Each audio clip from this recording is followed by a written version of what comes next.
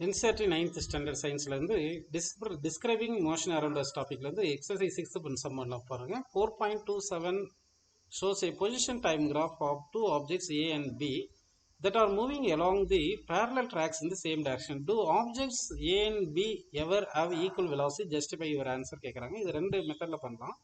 இப்போ பாருங்க, இந்த ஏ வந்து டிராவல் பண்ற பொசிஷன் வந்து இவ்வளவு லெங்த் டிராவல் பண்ணியிருக்கு. அதாவது வந்து இந்த பாயிண்ட் பின்னு வச்சுட்டு இந்த பாயிண்ட் கியூ வச்சுட்டா பிக்யூ டிஸ்டன்ஸ் ஏ டிராவல் பண்ணியிருக்கு.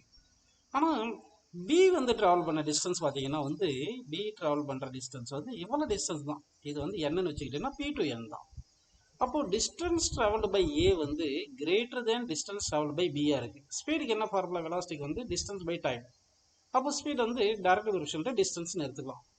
அப்போ distance traveled by A greater than distance traveled by B என்றதுனால speed of A greater than speed of B தான். அப்போ speed of A never equal to speed of B. அப்போ no answer சொல்லிடலாம். Just எப்பயாவது உங்களுக்கு velocity ஈக்குவலாக இருக்கும்னா வரவே வராது. இது ஒரு மெத்தட். செகண்ட் மெத்தட் என்ன பார்த்தீங்கன்னா இந்த ஸ்லோப் பார்க்கணும்ப்பா. இந்த ஸ்லோப் தீட்டா, இந்த ஸ்லோப் பார்க்கணும்.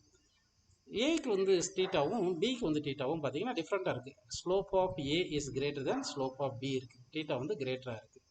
அப்போ slope of distance time graph இருக்கு இல்லையா, slope of position time graph இருக்கு இல்லையா, இதுதான் வந்து என்னது வெலாசிட்டி எடுத்துக்கிட்டோம்னா இப்போ ஸ்லோப் வந்து பார்த்தீங்கன்னா slope of A greater than slope of B வரதுனால அப்போ வந்து velocity of A greater than velocity of B. Velocity of A never less than never equal to velocity of B.